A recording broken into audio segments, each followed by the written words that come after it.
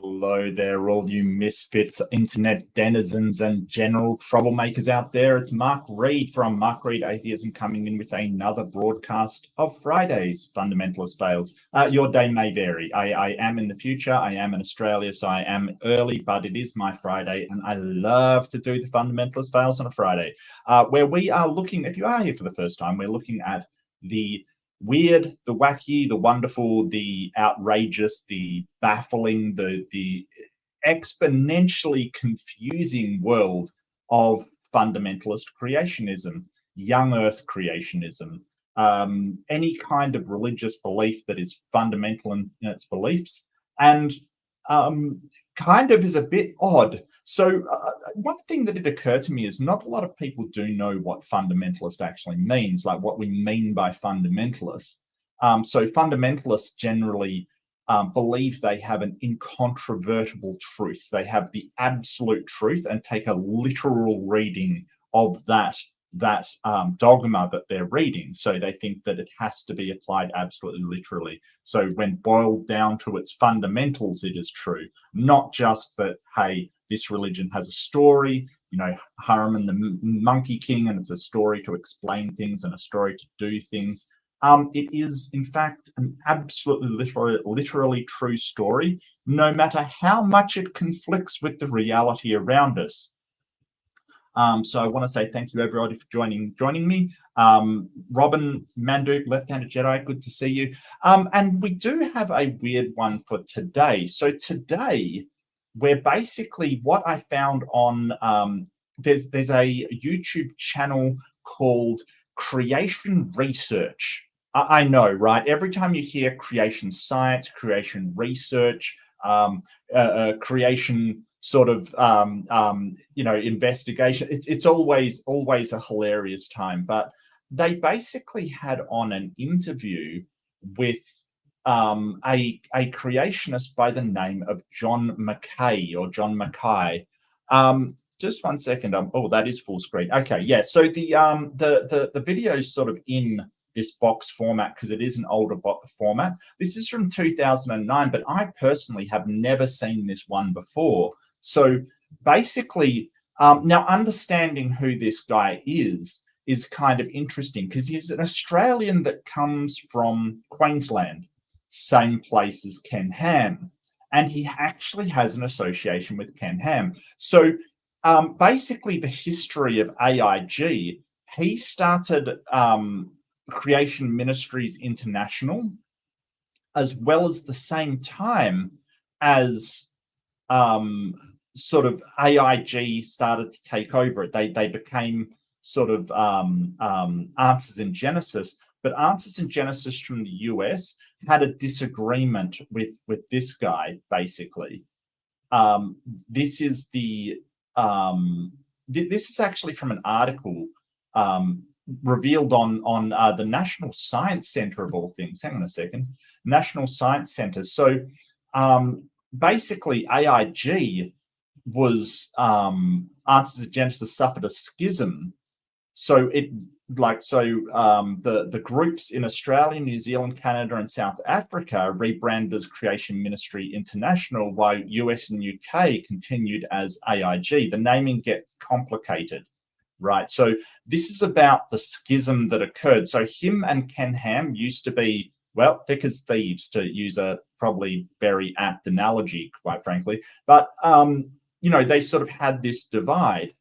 And this was all in 2006, and it ended in about 2009, which this interview did. So the funny thing, John Mackay is the guy here. The last items, so John Mackay was based in Australia, and he departed their organization in 1987, included a manuscript entitled Salem Revisited.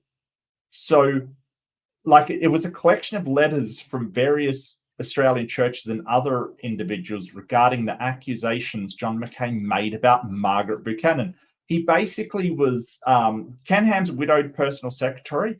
John Mackay accused her of being a demonically possessed practitioner of witchcraft, attempting to undermine the Australian organisation, and him in particular, because of course she was. as well as practicing necrophilia. So, like, we really have a guy that is absolutely a piece of work. Like, seriously, like, what are you doing? But yeah, this apparently was a massive schism, and he went sort of one way, and Ken Ham went the other. So he's the little known of the two sort of insane people that sort of AIG has produced. Yeah, this is live, Amiga Weapon. Absolutely is live. Well, at least I hope so. If it's not, I'm sitting in a room talking to myself, and that's a bit of a worry, really, isn't it? So yeah, absolutely. Left Out a Jedi and Robin and Marty. Good to see you. Ham and AIG. Yeah, it's related to them, but he's sort of like, he's kind of the more nuttier version of Ken Ham, and I realize how that sounds, but he is the more sort of crazier version of Ken Ham that split away when Ken Ham from America, where he left for, tried to exert control over the disparate groups of AIG in Australia and Europe and around the world. And they had a schism kind of thing, but he's probably the crazier version. Been a done it on the way in. Did Dan done it? Beck, you did done it. That's great, mate. I really appreciate it, buddy. Thank you. And Robin, always good to see you. Always good to see you. Thank you so much for being here, Robin. I really appreciate it. Yeah, so this guy, basically, this is and this was framed, and we got to set up the framing of this, because I really have to sort of point out the framing of this on their so now he has a YouTube channel called Creation Science, and he does, not science. He does pseudoscience is what he does. Now, the background for him, he has I believe it's an undergraduate level degree in geology from University of Queensland, and I would wager a guess that his alma mater really doesn't support him, as you'd probably expect from a reputable university. So that is a reputable university, though. I don't know how he got a degree in geology, and he's a young earther, but they're out there. He worked as a teacher, which Ken Ham did as well. So that's horrifying that he's teaching anybody anything. But the framing on his website, which is Creation Science, is that they demolished this BBC interview, and this never went to air. It was never aired, right? So they basically did the interview, gave him a copy, and then shelved it, apparently, according to what he says on his YouTube channel. But it's set up as, this guy demolishes this interview. And just from watching the first part of it, I'm like, there's no way you can ever think this man demolished this interview. I don't know. But, the comments in the video were, oh, he just absolutely smoked the interviewer and all this stuff. And I don't see it. So maybe you can point out where it happens, because I don't see it. No, that you're absolutely right. Australia has been exporting our crazies for quite some time now. It's very embarrassing for us. Like the fact that Ken Ham and John McKay and I know one flat earther called Iron Horse who's just a brick of a person, just cannot understand anything. Is just no, we have our crazies, absolutely. I think everywhere does, to be honest with you. But where was I? Yeah, the website. He apparently destroyed it, and they said that, hey, this wasn't shown on the BBC, but and they sort of said, oh, he's been banned from the BBC, and I'm like, oh, why has he been banned if it was such a destroyed interview? Yeah, I think that they just realized he is a crazy person. Like a crazy person. Same guy. And that's exactly the same guy. That's Ross, aka Iron Horse, aka Flat Earth Aussie, aka Flat Earth Aussie Jesus. Same person. Absolutely same person. Yep. So yeah, we're going to be going into this. We're going to be doing commentary. We're going to be looking at the claims and stuff that John McKay is putting across and see if it holds any weight. Explaining how he's absolutely and utterly wrong and why he shouldn't be considered as a scientist anywhere. So I'll start up and let's see what we can figure out. Welcome to Hard Talk. G'day, Gavin. Good to be here, mate. Why is there a renewed interest in creationism? Well, I guess we've had, as you said in your introduction, 150 years since Darwin apparently swept away all opposition, but you've got to the point where... Apparently swept away all opposition. He actually, well, I mean, the whole idea that Darwin, swept away, it was an idea that took a lot of time to sort of people to accept as mainstream. It wasn't just this, suddenly he just swept away all opposition. It's just that's where the evidence pointed. And in the last few hundred years, or just a couple of hundred years since it happened, what was it? What was Darwin? 1890 something maybe? I think it was turn of the century, wasn't he? Or turn of the millennium? Turn of the century? Darwin. I should know this. Yeah, died 1882. So yeah. So during his mid 1800s, really. So in the last sort of 150 years or so, we kind of have gotten a ton more evidence to support it. It's not just Darwin came up with this thing. It just won the popular vote at the time, and we've just suddenly it was just suddenly embraced, and no one gets to challenge it. It's been challenged plenty. And it's always come out on top. We've got thousands upon thousands upon thousands of papers that can support it. It's very weird to have this framed as, well, Darwin made this thing, it was just implemented. It's almost like conspiracy theory, really, that Darwin did this thing, it became popular, and sort of nobody's ever been able to challenge it ever since. Well, plenty of people have challenged it. The challenges have all failed. Stars like Richard Dawkins are being asked on PBS in the USA, is evolution a theory or a fact? And he basically says, well, it's been observed. It just hasn't been observed while it's been happening. Now, that is not true. That is such a straw man of Dawkins' position. So Richard Dawkins is maybe the most famous evolutionary biologist, but he's certainly not the only one. And even if he was the most famous evolutionary biologist, we wouldn't listen to just him. Right? We would listen to the consensus of the scientists that say evolution is a thing. So pointing out that Dawkins is representing the consensus opinion on this thing, it's really just a sort of, saying, hey, it's just this one guy. No, it isn't just this one guy. It's a consensus of scientists. It's not sort of Richard Dawkins. And he didn't say, hey, we haven't seen it happening now. It's just the changes that you want to see, right? It's that we say, hey, it's a very slow, gradual process. And you go, but I want to see a duck turn into a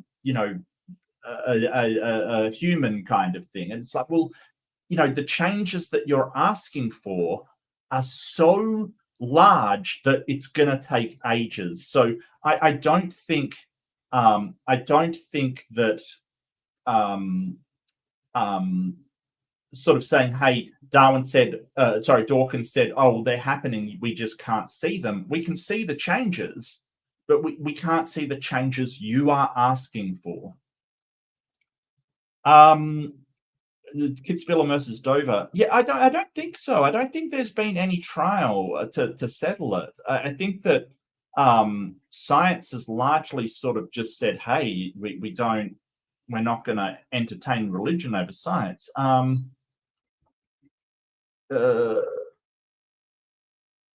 don't know. I don't think it's been a problem, to be honest with you. Like, without the evangelicals, which we didn't have a lot of, right? We don't have a lot of evangelicals. They're mostly Catholics over here. So until recently, of course, there's been a bit of surge of evangelicals over here, but we haven't had the evangelical people you have, so it hasn't been an issue. It's just the evangelicals. That's a good point. Natural selection was known before Charles Darwin, and many people contributed to the development of the theory. Yeah, absolutely. Mid to late 1700s. Yeah, absolutely. Natural selection is sort of, or selection mechanisms in general have been known by people for ages. If you get two animals of certain genetic traits or certain traits and breed them, they will produce more of those traits. That's been known for ages. But Darwin sort of nailed down the actual process and sort of specified common descent, that everything is related. That was the genius of Charles Darwin. He saw the interconnectedness of all living organisms, not just sort of, like horses and donkeys may have come from the same place, which is why they hate Darwin in particular. Because nobody's going to argue against selection mechanisms. Everybody admits that.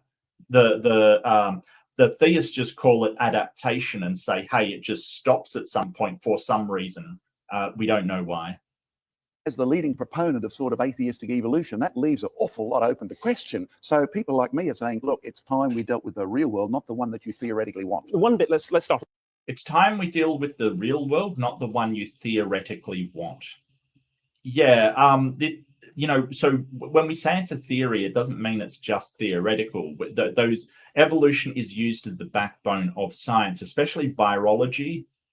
To understand how these things and bacteriology, I think it's bacteriology, how things develop and how we can combat them, because they're constantly changing and evolving.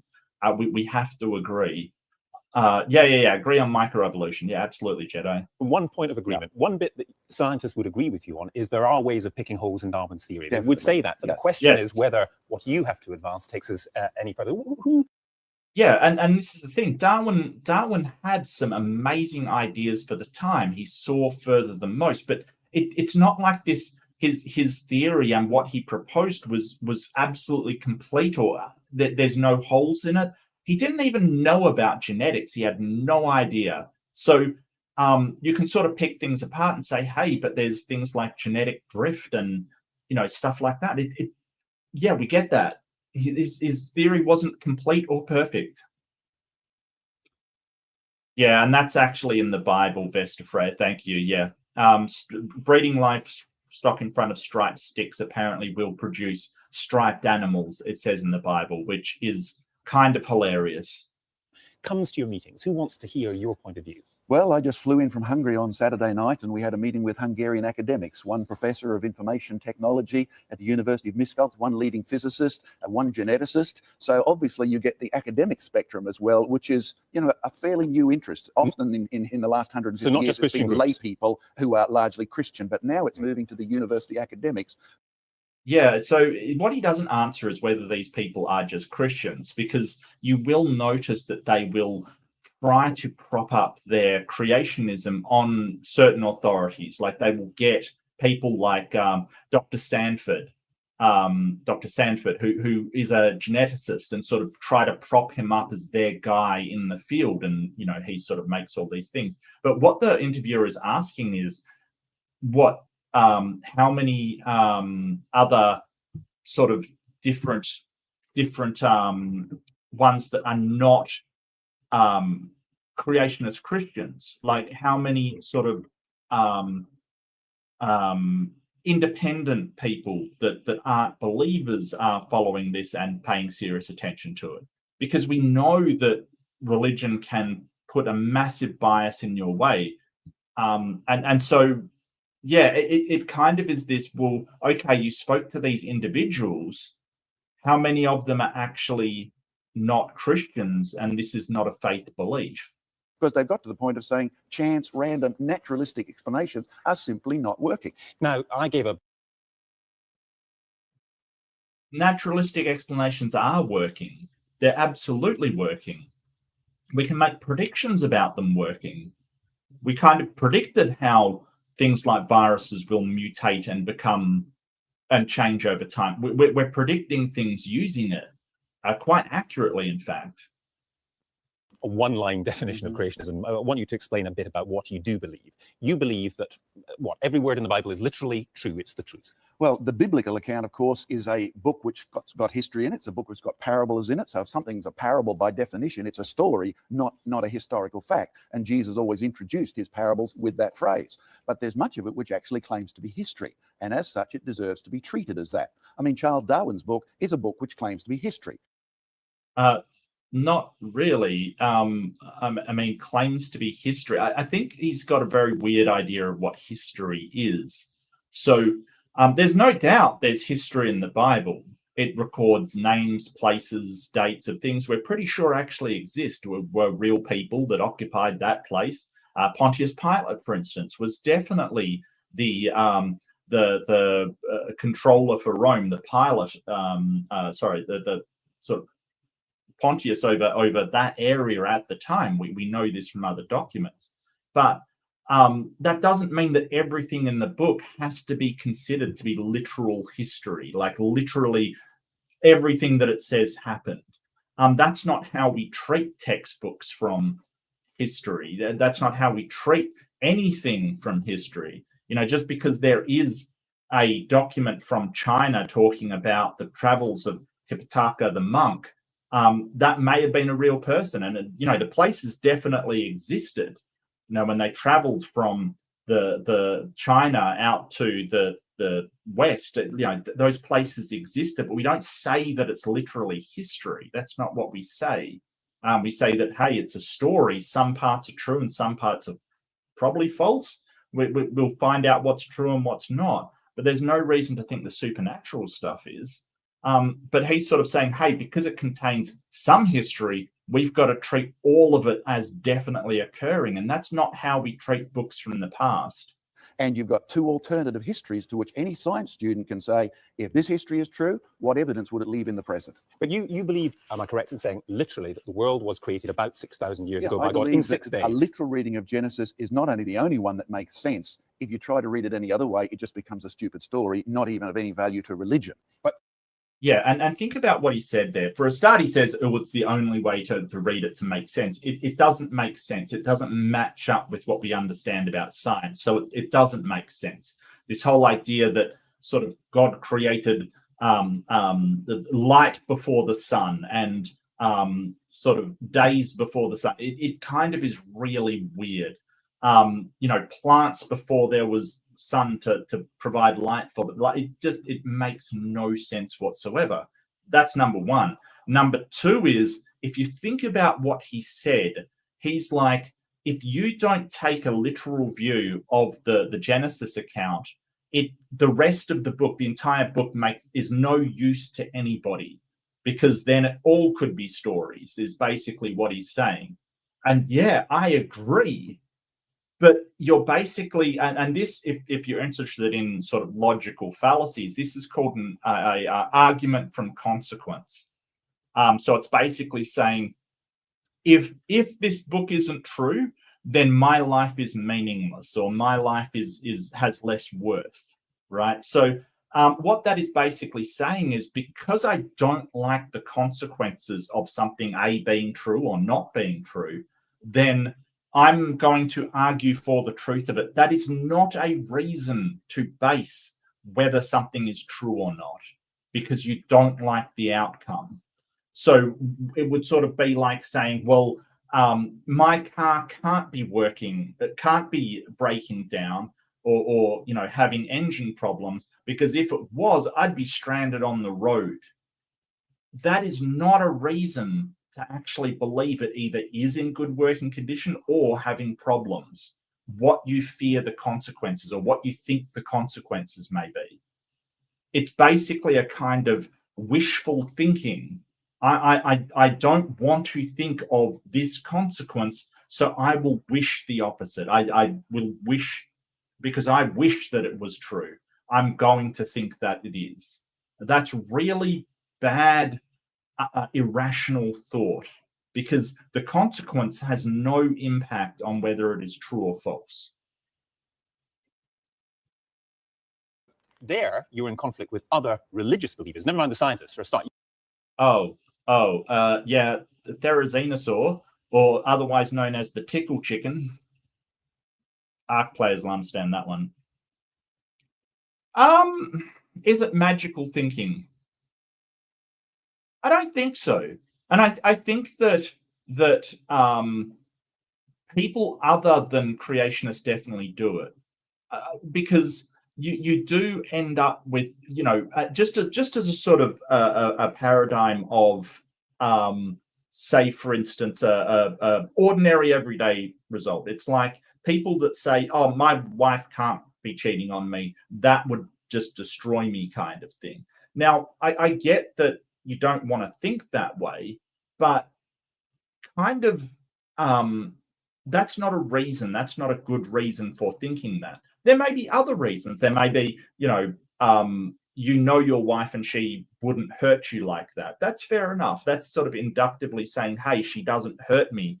She avoids doing that. She cares for me. Those are all good reasons, but just the consequence of it isn't a good reason. So other people do it as well. Magical thinking is more like sort of, God spoke the world into existence kind of thing. How does that work? Well, it's God, it's magic. Well, they don't say magic, they say it's a miracle or it's God's power. That's kind of magical thinking. Same with, I suppose, like when you're doing the secret kind of thing, like you're saying, hey, I'm going to visualize something and sort of, the secret sucks. So if you're unaware, I blame Oprah Winfrey for The Secret. It was basically a book that came out that said, if you visualize something and will yourself to have it, the reality will organize yourself so you have it. And it sort of preyed on the idea that visualizations will get you what you want. And that's not necessarily the case.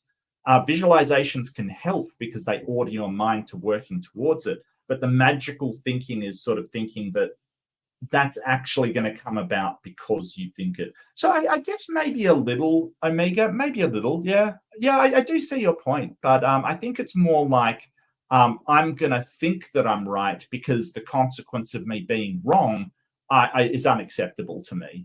That's kind of where we're at the moment. You're in conflict with some religious believers right on that point. You're happy with undeniably, I'm quite happy with that. Where does, in your scheme of things, Neanderthal man fit in? Where does all that fit in? Are we or are we not somehow descended from him and through him to the apes? Well, I think we can definitely rule out us being descended from Neanderthal now because, you know, we've got fancy genetic testing and he has at least 19 units on each genetic unit different. Yeah, but not all. Like the whole thing about Neanderthal is that the haplogroups, like K haplogroup that came from Africa, doesn't have that DNA in them. So when it's correct to say that, hey, some of us are descended from Neanderthals because we've got the DNA in us, but some of us don't.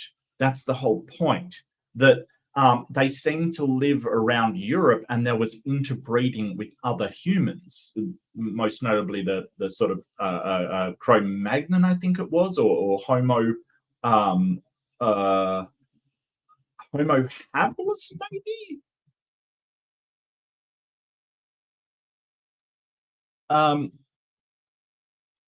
Yeah, I thought it was up to about there, Majestic. I haven't really looked it up, to be honest with you. I didn't research this a whole bunch. I must admit, I probably should have done more. But I know that some people just do not have Neanderthal DNA in them.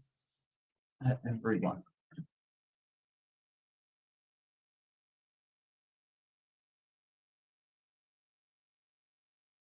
Yeah, it's 0 or close to 0 in African populations. It's about 1 to 2% in people of European or Asian background, and I think it can be up to about there. Yes, but you know, it's sort of debated.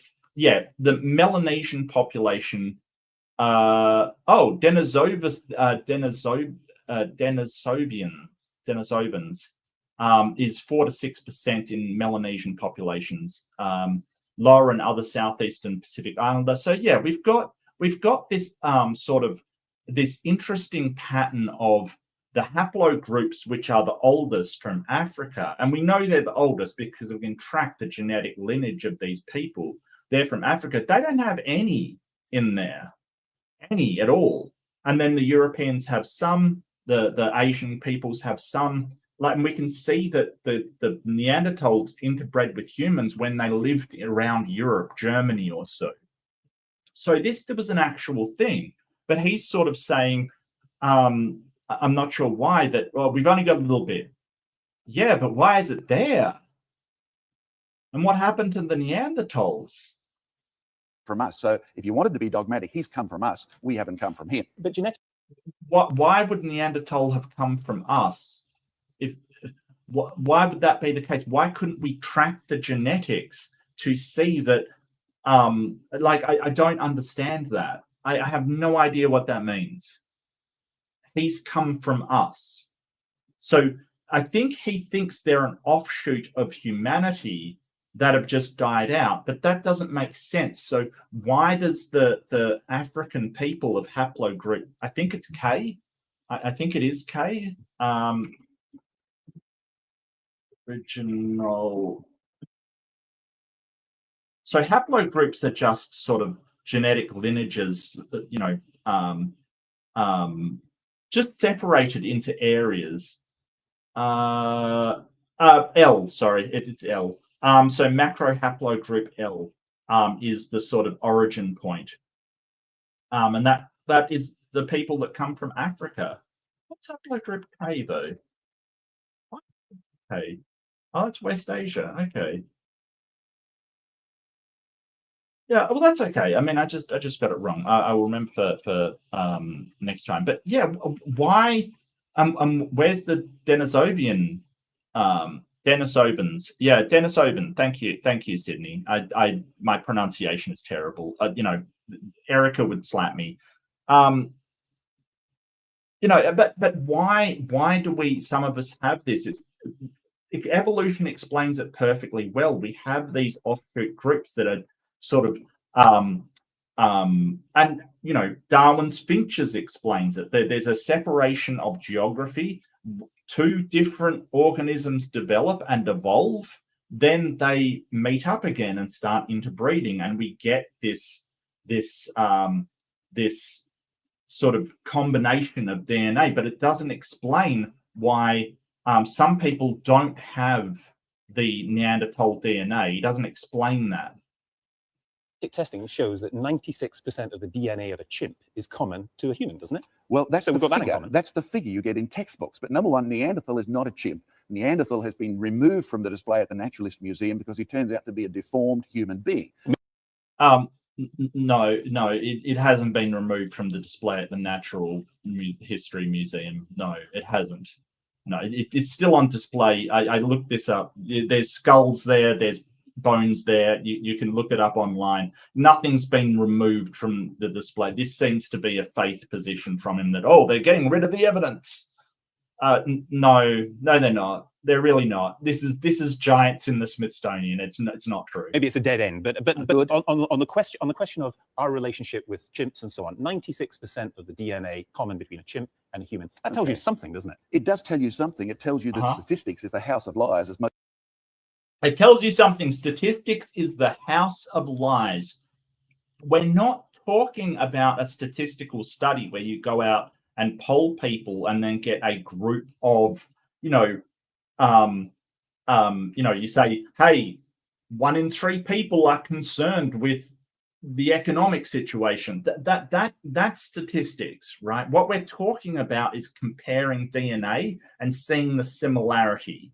Like, so saying, hey, something is 96% water, right? Like, we analyzed this drink and it's 96% water. And you go, well, statistics is the lies, if it comes from the house of lies. No, that's not statistics. That's simple comparative analysis. There's no statistics there. We're not doing this guy. Like, seriously, he doesn't understand statistics. Just because something's a percentage doesn't automatically make it a statistic, right?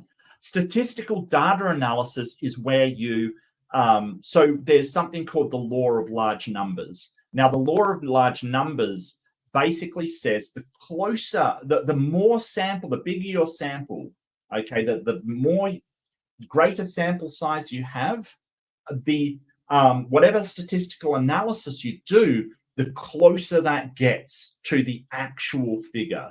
So if you have a sample of 300 people and 62% of them say that they like Trump or whatever, you know, like whatever you want, right? As that sample size grows, and as long as it's a broad sample and it gets larger and larger, it will focus in on the actual number until, of course, if your sample is 100% of the population, then it will be the exact number. But you can make some inferences with a large enough sample size, and then you give a margin of error based upon that sample size. That is not what we're doing here. That is not what we're doing. What we're doing is comparing two genomes and just seeing the amount of similarities that occur within them. That's it. We're not interviewing chimps and getting a response and then saying, oh, well, because, you know, and plus, statistics are very useful. Now, p-hacking's a thing, like they can be manipulated, but they're also incredibly useful. And if done properly and honestly, statistics are very accurate. They're very, very useful. As politicians have realized for quite a while. So that if you want to say 96% of what? Oh, I love that comment. Yeah. I think so. I don't know. For some reason, these creationists, they're just obsessed with dinosaurs. You know, refer to Ken Hovind. It's just ridiculous. Actually, the common figure is now 98.4% the same. Yeah. If you're dealing with, say, 100 yards or 100 meters and you're throwing a cricket ball and you're happy to be plus or minus 1 per 6%, it really doesn't matter much. But if you are dealing with 10,000 miles or 10,000 kilometers, 1.6% becomes significant. So let me apply it to you. Well, yeah, I mean, it's significant that we're different, but we're different species. Like, why would we think it's exactly the same or 99.99999? Like, why wouldn't we be different? I don't understand why that would be a thing. And really, the more important question here, and I want you to remember this if ever you're sort of talking about this, because this is a common comeback by creationists. You say, hey, the chimp DNA is sort of 98%. It's anywhere between 96 and 98, depending on how you're doing the analysis. They've got a 96 to 98% similarity with humans, and they say, oh, but there's so many genes, that's a significant difference.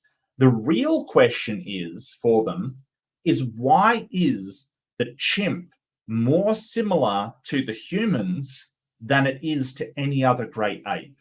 It's more similar to us than it is to gorillas. It's more similar to us than it is to orangutans. So the problem for creationists is they're saying, hey, we're one kind, humankind, and all of these other apes are ape kind. But the problem there is that the chimps and gorillas aren't as closely related as far as genetics is concerned than us and chimps. So why is that? Why are we more genetically similar to chimps than chimps are to gorillas or, you know, orangutans or any other great ape? That's the question. It doesn't matter if there's sort of 1% similar a difference or 10% difference. The question is, why are we so close to apes, as you know, chimpanzees in particular? We're talking about the genetic code. It's got lots and lots of genetic bits of information in it. What does 1.6% mean when it comes to code? Okay, I'll give you 2 sentences to illustrate how codes work if you change a percentage. God is now here, and God is nowhere have 100% identical letters in 100% the same order, and they are 100% different in meaning. So when it comes to code, just using the percentage similarity is a meaningless argument. No one is saying that we are chimps, but they are saying that if 90-something% of our DNA is similar to... Yeah, it's really weird the way that he's framing this as sort of, well, if you change a code, the meaning changes. Well, yeah, but why are they similar at all? I don't, like, seriously. Well, we call it a code. It's not like a computer code. I get what you mean. We kind of call it a code. just because, you know, there's information there, but it doesn't work like a computer code. Computers work on a fetch, execute, store cycle, which DNA does not. It works differently than codes we're familiar with. In fact, it works more like an instruction set. If you're familiar with sort of computers and sort of base architecture of computers, you'll understand what that is. But it's more the fundamental lines of instructions and not the code that people write, kind of thing. Not even assembly code, which is at the very basic level. The instruction set is sort of the physical makeup of the architecture, the computer, that sort of tells all of the signals where to go. So yeah, I kind of think I will often say it actually resembles more like an instruction set than a code. But, you know, that of a chimp, then there may be some relation, just as God is now here and God is nowhere are clearly sentences in the English language using letters. And that they were is very similar. They were created sentences. You see, the reality is when you look at the... Yeah, they were created sentences because we created them. But you haven't shown these sort of base pairs to be created. Like, you're sort of saying, hey, we created words, therefore genetics is created too. And there's no reason to believe that. Like, you can't just say, oh, well, because we created codes, this thing that we're calling a code has to be created. No, you need to show that, because it doesn't work like anything we've created. Genetic code of the chimp and the genetic code of the human being, one reason you're talking to me and not a chimp is that 1.6% difference really is unbelievably significant. And if folks go to our creationresearch.net website, actually, it's not unbelievably significant. It's actually like we are closer to chimps than we would at first thought. Chimpanzees and humans are remarkably similar, not only in our physical layout and things like that, but also in the way that we behave. Yeah. So you will find the latest difference amounts to 35 million different letters at least. Where in your scheme of things do fossils and dinosaurs come in? Because as you know, scientists believe the world is about 4 billion years old. Fossils predate Homo sapiens, human beings. Well, the one thing I'm encouraging all English educators to do is to teach people a history of each scientific discipline. And what we call geology, the word was invented by the Bishop of Durham, six-day creationist, Noah's flood. Our base... yeah, I mean, he named it and he was religious. So what? Like, but I mean, there were other geologists working at the time. It doesn't mean that we have to listen to the Bishop of Durham because he named the field. I don't. Why would that be a thing? I don't get it. What sort of authority does the Bishop of Durham from like probably the 1700s have? When did this guy live?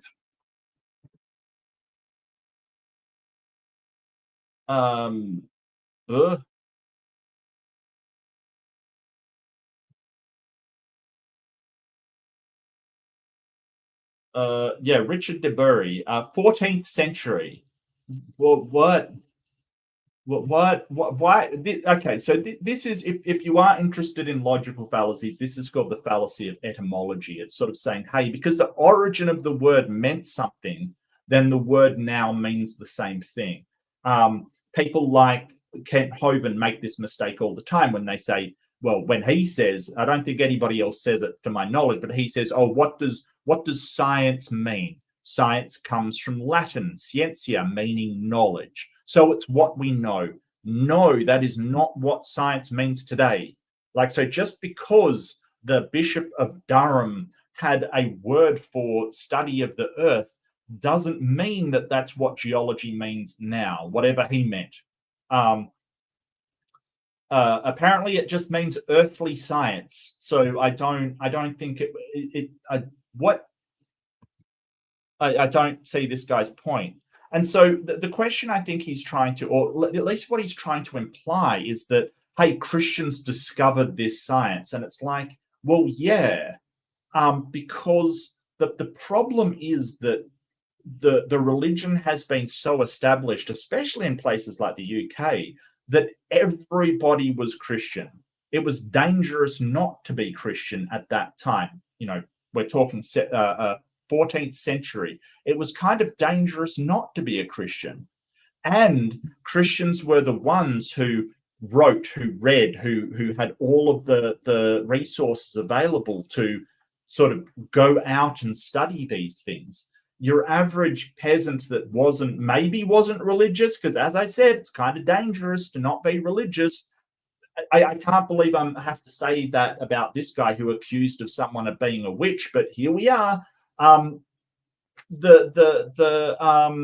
The average peasant who may or may not have believed that, he didn't have the resources, time, or anything like that to go out and actually investigate these things. It was the clergy that had the time and resources, or sort of the minor nobility that had the time and resources to go out and do this. So you had a lot of people who were sort of aristocrats with a lot of time on their hands and a lot of resources, or the clergy with a lot of time on their hands and a lot of resources that would go out and do this. So it's not surprising that sciences were established by Christian people, because that's who was around at the time.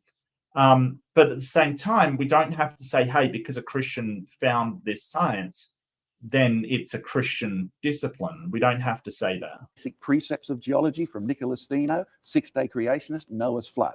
Our basic identification as fossils, as real animals, are really Nicholas Steno applying Christian belief that God is real, the world is real. If it looks like a shark teeth, God isn't out to deceive us. That's where our concept of fossils comes from. The rest is the attempt of people to remove the real reason we got to understand fossils, and now evolution is the result. Wait a second. He basically said, hey, if it looks like a shark tooth, then that's what it is. No, we don't just, like, maybe at a surface level, but you're basically saying, hey, let's just name everything according to my beliefs and not investigate any further.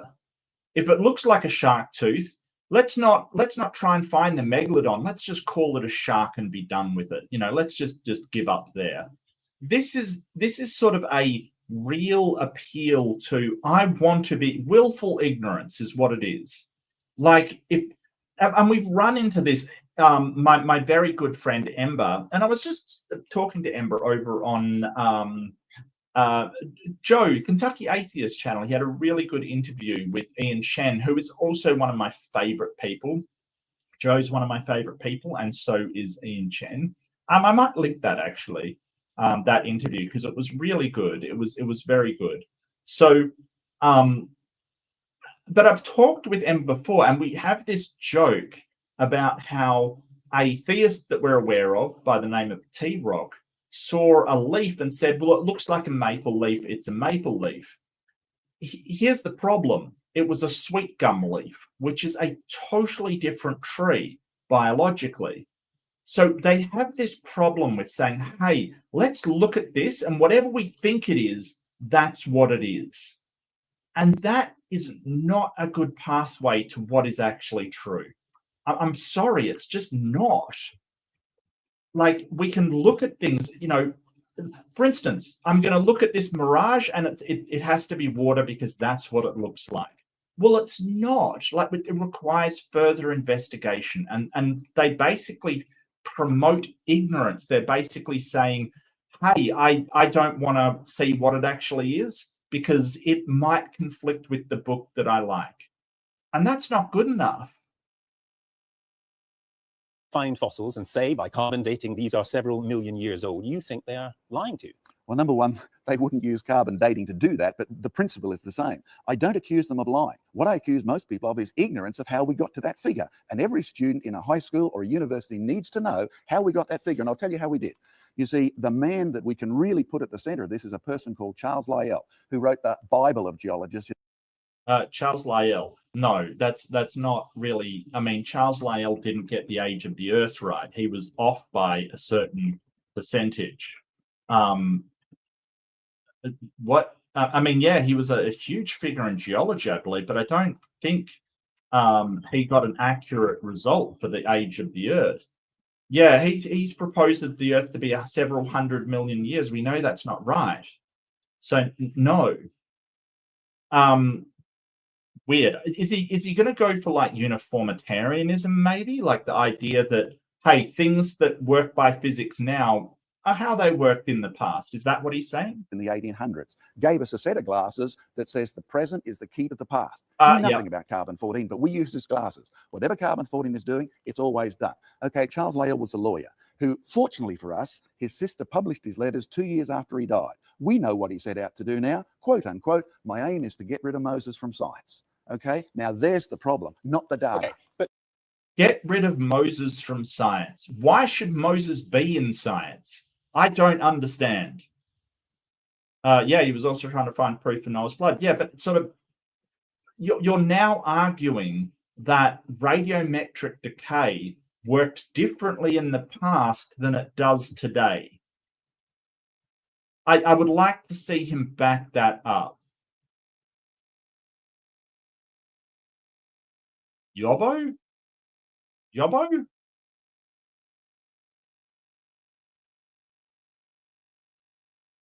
I don't know. Bogan? You accept that dinosaurs did exist. Oh, I dig them up. I'd run You field dig, trips. exactly. Come on one of my field trips. Gavin, you'll enjoy it. I'm sure I would. Right. You accept dinosaurs exist. Yeah. If everything was created as the book of Genesis said, there must have been dinosaurs in Noah's Ark. Definitely true. So Triceratops and Stegosaurus and Brontosaurus in Noah's Ark. No problem with that. Big Ark. You see, Brontosaurus.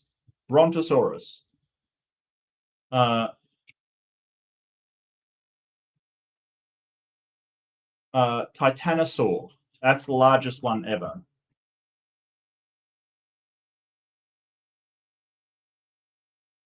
Length from 25 to 30 meters and weighing from 60 to 75 metric tons. Yeah, I've got a funny feeling your boat was not lugging around a 50-ton dinosaur. Yeah, I know. Look, we're talking colloquially, Marty, like seriously. Look, you're technically correct, which is, of course, the best kind of correct. But, you know, we're talking colloquially. Non-avian dinosaurs, if you want to be pedantic about it. Sydney Raptor for $2. Hint, hint. Peel? I presume that's supposed to be people, but from now on, everyone is Peel. Look, I'm just reading it as you wrote it, Sydney. I'm being pedantic now. I am the pedantic one now. Very big. Well, look, I did for your sake bring along something to show you today. There is a cast of a baby dinosaur footprint. So there were baby dinosaurs in Noah's Ark. Dinosaurs, relatives of crocodiles, were born out of eggs about the same size. So no problem with baby dinosaurs.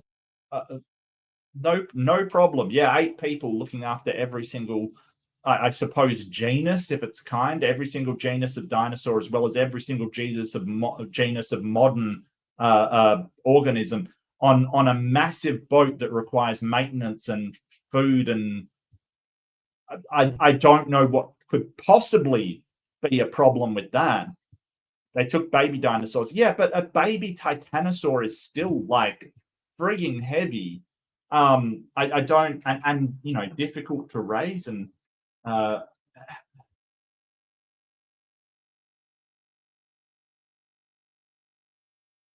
yeah, I don't know about that one, Chief. I don't know about that one. Do you see my point? Well, you would have thought it might have been mentioned. You know, these would be rather spectacular. Well, I wouldn't look for the word dinosaur because it wasn't invented till 1841. But what I would look for, you see, the word dinosaur was invented by creationists, and they didn't tell you that at school, and they should have. But you were saying there were dinosaurs in Noah's Ark. Yeah, quite no clear. problem. Except I think they were called dragons in those days. Dragons. Okay, but the science. Yeah. This is the old dragon argument. It's kind of weird, and I've seen people argue dragons up to the point that dinosaurs used to breathe fire. I've seen that actually happen. People try to defend that. It's nuts. It's absolutely nuts. And yeah, the whole idea of dinosaurs on the ark and the dating methods are all wrong. It is just trying to accommodate anything possible with his book. Because if it's just a story in his book, he feels that his faith is completely ruined. And I don't think that's the case. Like, there's many Christians out there who have reconciled an old earth with their beliefs. I don't think that's necessary, but he thinks it is. As you put it, of creationism. This is where many people have difficulties with what you say. They're perfectly, your beliefs, whatever you believe, whatever I believe, what anybody watching believes is all acceptable. It's when you start to say there's a scientific basis for this. What is the evidence for what you have to say? Okay, I asked Steve Jones this on a radio program just a couple of weeks because he's so antagonistic to creation. I said, Steve, if creation is true, what would the evidence be? And there was stunned silence. Okay, and most of us have never even asked that question. But the person I did a debate with from Harvard University, Professor Christokalis, gave a brilliant answer. He said, a creation is anything that can't happen by itself. Now, the students in this country, the professors need to... Wait, what does he mean by can't happen by itself? Hi, Spen, good to see you, mate.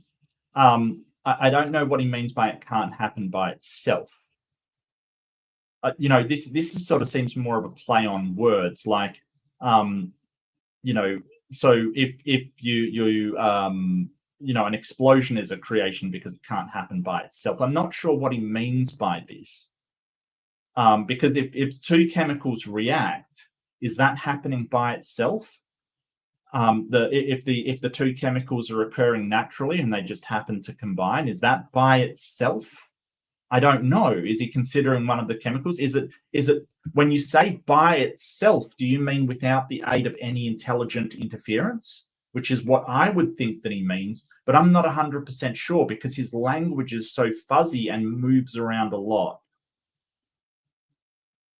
To think that through, and here's the answer. A creation is something that can't happen by itself. In other words, the end product will have properties that do not come from the stuff it's made of, because if evolution is true, the end product is simply the sum result of the natural properties of the universe. But well, yeah.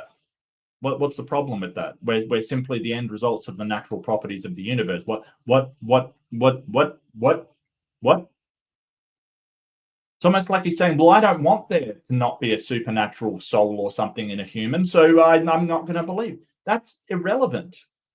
What you would like to be the end result is irrelevant to whether that is true or not. And this is sort of what we're talking about with this wishful thinking. I suggested to you before, there is an argument with scientists, which we'll leave aside just for 1 second. The argument within religion is one between you, for example, and the Archbishop of Canterbury, who says, I think creationism is, in a sense, a kind of category mistake, as if the Bible were a theory like other theories. Whatever the biblical account of creation is, it's not a theory alongside other theories. It never claims to be a science book, and it never claims to be a religious book either. But you just said it was a history book, but we have no actual reason why we should consider it a historical account. Like, instead of just a history book with stories in it, you're sort of saying, hey, they're not stories. They have to be taken literally. But when asked, well, what evidence do we have that would support a literal reading of this book? It sort of is, well, if we don't, all of the things that I want to believe aren't true. Okay. That's not an argument for why it should be true, though. That's just saying, hey, I don't like the consequences of it not being true. Weird, so weird. What it claims to be is the truth. And if scientists are interested in truth, then you have to be able to answer, if a creation happened, how would you recognize it? Why? But not just the Archbishop. Yeah, well, we can sort of recognize when something's been built by humans, like what we would ordinarily call a creation. But you're sort of saying there had to be an agent, some sort of intelligent agent that did all of this stuff, that put humans here and did all of this without actually providing any evidence there was. So, you know, the book's making a claim, you're supporting that claim, but you seem to not want to actually provide anything to sort of actually back it up. And it's just, well, I don't like it. I don't like it if the conclusion supports it. So we talk about in philosophy things called entailments, right? So entailments are basically like, well, you know, what entails something. So how would I say it? So if my water bottle is light, then that entails I've gone through all the water in my water bottle, for instance, right? That's an entailment. It's what follows from a proposition being either true or false. So the entailment of evolution being true is the Bible can't literally be read literally as, you know, God created Adam and Eve in the last 10,000 years. And he doesn't like the entailment. He doesn't like that consequence. That's all. That's his entire evidence. It's weird. All right, see you, Vesta. Take care. Canterbury, also within the Church of England, one of the scholars, Stephen Sykes, says that the church has come to terms with evolution. Evolution is not incompatible with a divine God. Absolutely not. Do you think it is incompatible with divine God? Well, I debated Professor Polkinghorne last year in Liverpool Cathedral, a vast audience there. And the reality is he lost. He was trying to defend God could use evolution. And the simplest argument doesn't come from a Christian. It comes from an atheist by the name of Jacques Monod, who basically said the most vicious, cruel, mindless process is evolution. Oh, yeah. Yeah. So this is the thing. He doesn't seem to answer any question with actual evidence or actual reasons or anything like it. He says, well, I did a debate against this guy. Okay, great. You did a debate against this guy. And he said, and this is what the guy's saying. He said that that evolution is the most mindless and apathetic and cruel process that we can. Yeah, it kind of is. That's not a reason for thinking it's untrue. It's like saying, well, you know, I don't think babies can get malaria because it's cruel and heartless and, you know, has no mercy on them. Yeah, but that's not a reason for thinking it can't or doesn't happen. We want other evidence than whether you like or dislike the entailments, the conclusions that you can make from that being true. That's not a reason. And in logic, it is called the argument from consequence. It is a logical fallacy. What sort of a God, like the God of the Bible, would use millions of years of death, struggle, kill or be killed, and have the audacity to call it good? No, so it's incompatible with the Christian. Yeah, so he doesn't like Christians that think that evolution is true because he says, hey, it can't be something. Look, I think that you're right. I think that sort of evolution is incompatible with a omnibenevolent God. And really, we're going into the problem of evil. If God is all good and all powerful and all knowing, then why does he allow this process that relies on things being slaughtered in a very callous and merciless way in order to develop it into more modern forms? And it's sort of, well, it's a good question, and one that the Christians haven't been able to reconcile necessarily. But, you know, that's the problem of evil. And so I think he's got a point here. But instead of saying, well, then the God doesn't exist, because a God wouldn't do that, and that is obviously what is happening in reality, he says, no, I'm not going to believe this thing that is happening in reality. I'm going to take the book over reality. And we see this again and again. They will actually say, if the book and reality have a difference of agreement, it is the book that's right and reality is wrong. You know, which is just nuts to me. I do not understand that. Hold on.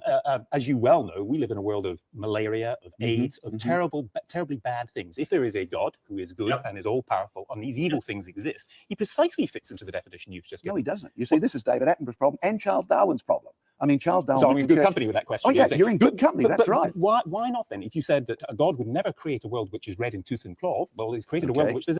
Okay, so red in tooth and claw was a phrase used in early evolution to sort of describe animals. It was a misunderstanding of more...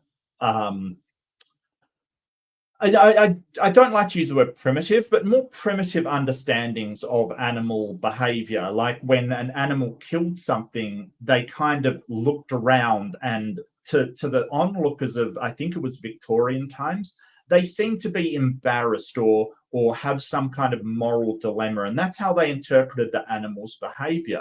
They felt red in tooth and claw. They killed something and then they kind of looked around and seemed embarrassed about it. We know now that it wasn't that they were embarrassed. They're just looking for other predators or scavengers that might actually steal their prey. So, yeah, but he's using the phrase to sort of say, hey, red in tooth and claw, just predators. They're merciless. Yeah. If you've ever seen National Geographic where a lion mauls apart a zebra, it is absolutely merciless. I remember one video, I think Joe Rogan talked about it. Not that I'm a huge fan of him, but he talked about it where he said, chimpanzee hunted down a monkey and ate it while alive. Yeah, it is rough. It is really merciless in the wild. So the question of evil is, why would a God create a system like that? And if that's the one God created, evolution fits perfectly into that system kind of thing. Like that sort of merciless struggle for survival and that struggle to overcome competition seems to fit in with what God has designated for the world. He's got a point, but the guy's basically like, well, I just sort of, yeah. Hey, John, good to see you, mate. You've got a world in which God made the world very good. Genesis chapter 1, verse 31. And I've still asked you the question, as I asked all the other scientists, if that is the beginning, how would you recognize the evidence? And they refuse to answer it. But your question, how would you recognize the evidence, like that God created a perfect world? Well, the evil probably wouldn't exist. You might say, hey, well, there was the fall, and that sort of had all these implications for humans and free will, and people do bad things, but that doesn't explain natural disasters, like, for instance, a volcano exploding and not only killing all the humans, but also just wiping out animals and plants. Like, why? What's the point? What if a volcano explodes where there are no humans? You can't say, hey, it's punishment from God. What's he punishing? The trees and the animals? Like, what's going on here? So, yeah, I think that we would recognize it by, I think that if it was a perfect world with an omnibenevolent God who only punished evil in the world, you would have targeted evil that would selectively go after those who have violated God's commandments or God's prescriptions. So only criminals and evil people that did evil acts would get sick, and only animals that attacked humans would get sick. That's probably what I would expect to see if God was all of these things. A just world. And not just because we apply a system of justice, but rather it would have an inherent justice to it, that things would be just. But that's not what we see. We see a callous world that the only justice that really exists is the one that we implement into it. Hey, Human Girl, good to see you. Yeah, I'm good. I'm fantastic. It's Friday. I got a crazy person on the video. I'm doing fantastic, obviously. Thank you for asking. I hope you're doing well. I hope you're all doing well, actually. It's been a rough few weeks. It's been rough for me. It's been rough for my family. It's been very emotional. Just not only the American elections. We don't care that much about that, but just other stuff. Just adulting is hard. Is the next step. You see, he warned us there was one thing we were not allowed to do, and the biblical record says we did it. And the penalty of our disobedience has been to go from good to bad to worse. You want an application of it? Well, I'm sorry to interrupt there, but if that were true, then it could also be that the penalty for disobeying is evolution. That has produced the world. The penalty for disobeying is devolution. Well, change. No problem with that at all. Devolution. Yeah, and this is not a thing. This is absolutely not a thing. Like, devolution is just looking at evolution and saying, hey, we were perfect and we're getting worse, which we don't like. Even in the recent history of humanity, we used to have much lower birth rates. Humans have generally been getting taller, but for some reason they look at the Bible and go, oh, people had 900, they lived 900 years. They had, they were 7 foot tall and had 15 foot whale private parts. So, this is just sort of them reading the book and just saying, hey, we were perfect before and now we're devolving. And it's like, well, what? There's nothing to support this. Actually, Dr. Dan Cardinal did a fantastic paper just ruining that idea of genetic entropy is what Sanford, the geneticist I mentioned earlier, and his ilk sort of call it. And Dr. Dan Stern Cardinal has done a paper just ruining that. Like, it's not a thing. It's not a thing. Accept this notion of change. Oh, then you yes. can, then devolution, evolution, you can accept. Oh, no. You see, I had a debate at Nottingham University last week. Yeah, see, every time you ask a question, well, I had a debate here, Okay. Do you want to outline what your actual argument was instead of just saying you made Sorry, it? the week before, and he was doing this. Evolution is change. Therefore, any change is proof of evolution. I said, sorry, if you start out with a perfect creation, any change is degenerative.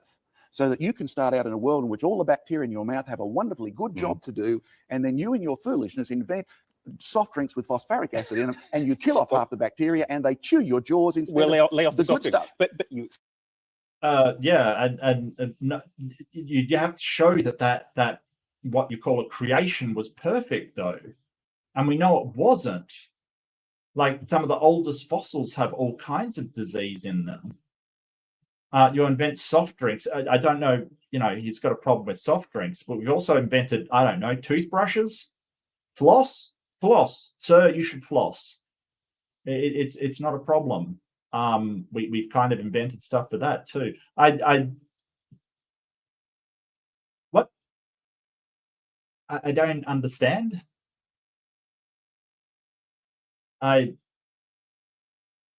Dollars to donuts, this guy's a bloody anti-vaxxer. I guarantee it. I bloody guarantee it. Here's the problem. Like, you're sort of, wow. accept that God created the world. Yeah, so because Coca-Cola exists, devolution is a thing. What? I don't get that. But yeah, any change is evolution.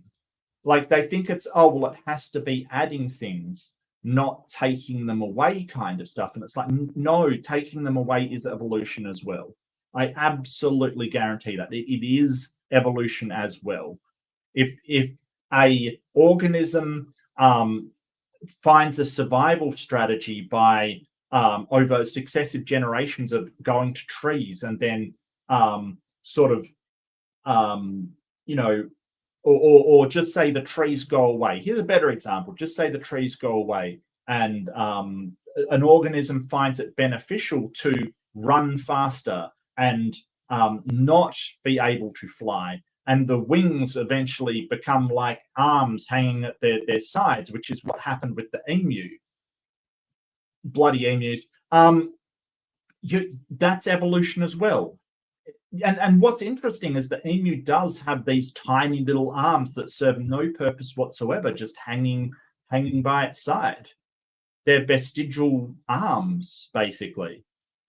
Frigging emus! I tell you, for my Great Emu War report.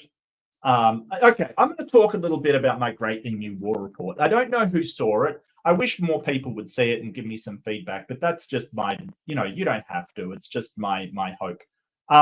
So Australians went to war with emus, and I'm not even joking. Like, there was so many emus, we had to try to take them out essentially. And so the Australian government, in their infinite wisdom, decided that they would employ the army and machine guns. I think they were Bren guns, which is a English machine gun, in order to take out the emus. And they had not a great amount of success. They basically, they were complaining that the emus were outrunning them. They were complaining that the emus were too evasive and dodging all of the bullets.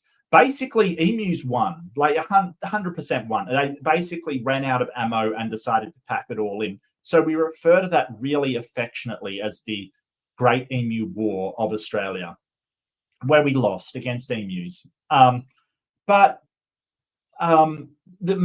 series, I did a pilot for the Great Emu War report, where I've equated emus to just annoying people in our society, like Trump and Dutton and all of these annoying, problematic, and quite frankly, just annoying people. So I've put that up. Feel free to watch it. Give me some feedback. I may do some more. If nobody wants to see it, I probably won't, but I'll probably do some more and see how it comes along. But emus are fun. Emus are cool. But upon doing it, here's where I want to tie it in. Upon doing it, I had to look up things like what do emus sound like, and emus are basically dinosaurs. Like, I'm not even joking. They are basically dinosaurs. You hear them and you think, wow, that's what a T-Rex must have sounded like. Seriously, they are uncanny creatures. and they're very, very sort of, they're almost reptilian in a way. Fascinating emus, really fascinating. You accept that evil exists after the fall. You accept that that is a profound change, and yet you Yes. don't accept evolution on the grounds that God would be cruel to create a world red in tooth and claw. It's No, no more no. cruel, no more cruel for animals to kill each other than it is for people to die of AIDS. But you see, Genesis tells you when the world was good, all the creatures ate plants. There was no death, no struggle. So the Archbishop who wants evolution and God to go together, he's not talking about the God of biblical Christianity, and it's a key point. Let me ask you about the God of Christianity in the Bible. Leviticus 25, 44 to 46, you may very well be familiar with this, talks about slavery. Both thy bondmen and thy bondmaids, which thou shalt have, shall be of the heathen, and ye shall take them as an inheritance for your children after you. That was used to justify slavery. Passage. Yeah, so he's talking about the Leviticus passages which say you can buy your bondswoman and bond servants. This bond servants, I believe that comes from the King James version, which, so the feudal system of bondsmen and bondswomen. So what that was in the feudal system was they were bonded to the land, right? So if you had ownership over the land, you had ownership over the bond servants that were part of that land. They were bonded to that parcel of land. Now, you couldn't on-sell them, but what you could do is when you sold the land, like you're a noble and you sold the land, your bond servants would be part of the thing that you're selling. So we really know today that bond servant arrangement was absolutely slavery. And the only reason they use that in the version that he's talking about is because that's sort of how we kind of the people of the time interpreted what they were saying. It was different. You could sell your daughter into slavery. You could sell other people once you had them as a slave. You could sell them to somebody else or redeem them, as the Bible says. That was redeeming a slave. You could absolutely do that. You could beat your slave. There's passages about that as well. This whole system of, well, it wasn't slavery, it was just employment. Absolutely not true. There's no employment where you can say, hey, I have this daughter, I can sell them to that guy. That's not employment. That's slavery. From the Bible, very controversial. Okay, and the context is Moses? And the context. Yes, tell us about the context. Okay, the context is Moses, and Moses invading the land of Canaan, and the Canaanites, well, the basic rule is they had absolutely rebelled against God, and the penalty of sin is death. They deserve death, right? The reality is, if they are kept alive, you need to keep reading what the rules for slavery were. But if you had a day off, they had a day off, right? If you were treated fairly, they were treated fairly. So biblical slavery and the sort you saw in America in the Civil War, totally different. Exactly. Yeah, no one's saying that it's antebellum slavery, but it's still slavery. That's the problem. And the slave, if that was a woman or a foreigner, like not a member of the Israelite tribe, you could keep them for perpetuity and you can give them to your descendants as property. Like, we're not talking about antebellum slavery, but it's still slavery. Like, this is the thing. This is this black and white thinking. Well, it's either antebellum slavery or it's not slavery at all. No, that's not how we look at things. There's various different implementations of a slavery system, and this was one of them. No one's saying it has to be bad as antebellum slavery in order to be considered slavery. In the 19th century, that passage was used to justify slavery. Yeah. Okay, and this is his point. That passage was used by Christians to justify slavery. They also used other passages in the Bible to fight against it. So there was people on both sides of the slavery issue during the abolitionist time that wanted to abolish slavery. There were definitely Christians against it, but there were Christians using passages to justify it as well. That is undeniable. I'm suggesting to you that the context is indeed all. Your argument is absolutely right. The context is indeed all. The context of the book of Genesis is also all. Absolutely. It's a very, very important story, no but problem. It is not contextually scientific evidence of the origins of the universe. No. You see, what you've just done is turned it on its head. So you're saying, I can take Charles Darwin's story about history when he wasn't there. No, I can't. We're into God at the moment. But the reality is, you're using the same thing backwards. You see, Charles Darwin has a story about a time when he wasn't there, and you're saying, Yeah, so notice how he dodges to Charles Darwin. He says, oh, well, let's go to Charles Darwin. He's not actually addressing, he's basically, so this guy's made the claim that God wouldn't be so, evolution can't be true because God wouldn't be so callous and cruel and uncaring of people's suffering. And so the interviewer is pointing out, hey, he outlines a form of slavery in the Bible that would be cruel and people would suffer in it and would be, very callous. And he sort of says, well, look at Charles Darwin. This is a red herring. It's kind of just throwing something out to distract you from the fact that he isn't actually answering the question. Why did God allow slavery and the misery that slavery causes if he is all good? And he's not answering. He's going to, oh, Charles Darwin.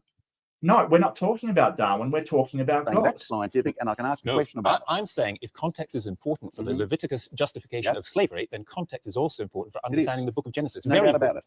And if you agree with that, then you can agree, perhaps, that the book of Genesis is to be read for what it is, not a scientific document. Good. It never claims to be a science document. Exactly. It claims to be the truth. The truth About history. And you know that because? Simply because all the rest of the book treats it that way. So when Jesus is asked a question about a social issue of divorce, he says, haven't you read? Back in the beginning, God made them male and female. The truth in context, the same as the justification for slavery. Presumably you accept that he gave you reason to be able to argue with me in this discussion. He gave you reason to look at the book of rationality, to look at the book of Genesis and say, yes, this is very important to me, but it's not science. But it is history. And you see, that's what. Yeah, it's not history either. No historian worth a damn thinks that Genesis is a history book, an actual documented history of what happened. But he sort of wants to treat it that way, and I don't know why. I think that religious people in the modern era are sort of saying, well, there's all of these religious books, but ours is special because I have no idea why. I have no idea why. This would absolutely be categorized as mythology. Absolutely. There's no doubt about it. Most biblical scholars don't say, hey, everything is history. There's no doubt there's history in there. Nobody's saying there's not history in there. As I mentioned earlier, Pontius Pilate existed. We know he existed, but that doesn't mean that every single thing in it is true. And especially Genesis, that doesn't match anything we know scientifically. What evolution claims to be. And if this history. Yeah, and Exodus is a big one, absolutely. Well, the entire enslavement of the Israelite people in Egypt is not true. We know this because there's no crossover of language, there's no crossover of culture. We look at things like pottery, architecture, things like that, and the Canaanite architecture is so much more closer to the Israelite sort of architecture. It's not even remotely similar to Egypt. Think about in America, right, where you had African Americans, obviously descendants of the slave trade, living with Europeans, white Europeans, and obviously the Native Americans were in there as well. For the most part, obviously there's more people, but for the most part, the crossover of culture in just 100 years, how much they all influenced one another was extreme. The music, the art, the architecture, everything all influenced one another. Now, what you're sort of saying is that for hundreds and hundreds and hundreds of years, these people lived in the same country as the Egyptians and shared everything with them and were slaves under them. And absolutely no crossover of culture happened. Their architecture is completely different. Their pottery is different. Their art's different. And they're much more like the Canaanite ones. Now, at the time, and we sort of know this from historical context, we know that Egypt vassalized that area. So we know that the Israelite tribes and Canaanite at large was vassalized by Egypt. Now, if you're not aware what vassalize means, it means you go into a country, you take it over, and you say, hey, you're subservient to us, you owe us taxes, troops, food, whatever you want out of them as an offering to the person protecting you, or else you're going to roll in and kick their ass again. So we think it is a story about how the sort of Canaanite nations broke free of the vassalization of Egypt. And, you know, you'd understand that they would write when they're under the thumb of a ruler in Egypt, how they would write it as their slaves to Egypt kind of thing. We understand that. But it sort of is this literal reading that seems to be the problem. Is true, molecules turned into amoebas, which turned into politicians, then how would I find the evidence to verify it? If this history is true, God took dust and he made man. If that history is true, what would the evidence be? And you see, so far, the scientists refuse to even go there. Well, how are we supposed to go there? Like, what scientific method do you have for checking to see? Like, what experiment can you do to see if God made man out of dust? We refuse to go there. There's no there to go. Like, you're talking about something completely unfalsifiable, like 100% unfalsifiable. There is no possible way you can test it that God made man out of dust. I would love to hear the experiment out of that one. Do we just throw dust on the ground and watch it for a while? Maybe people could pray over the dust. Maybe it'll suddenly grow legs and stuff. I don't know. Why don't I know? Why don't I know? Oh, how dare you? Okay, that's fighting words, mama. That's fighting words. How dare you? Vegemite reminds you of Vaseline? What Vaseline are you using? What the? Yeah, okay. I'm gonna like ban hammers in the chat. I might be banning somebody today. Oh, my control panel's gone. Just give me 1 second. I just have to organize my stuff here. Yep. Content, live, get live. Yeah, I don't know what experiment you could possibly do to test whether a being can create magically people out of dust. I have no idea. Enlighten us all. A godometer. No, I need a godometer. 100%. 100% need a godometer. Right, where was that comment? I wanna time somebody out. Oh, I think somebody already did it. Okay.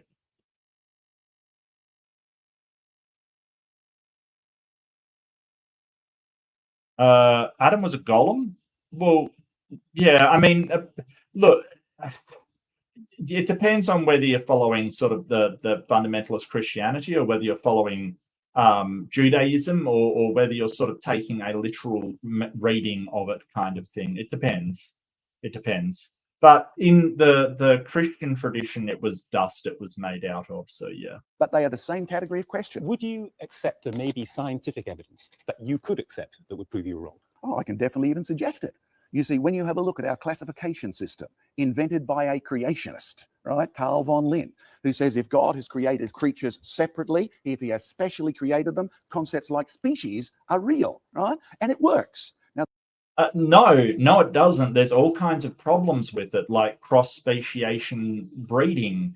There's all kinds of issues with the classification system. In fact, it works a lot better if you consider everything as a series of branching lineages rather than specified categories.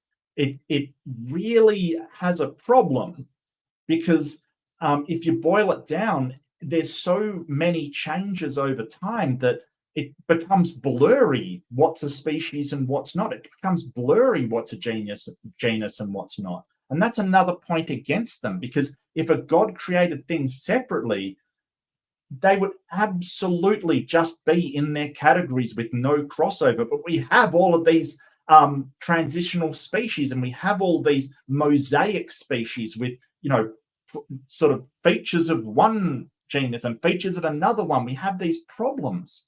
So no, it doesn't work perfectly, and it works a lot better when considered in a nesting hierarchy of lineages that have split over time. It works way better.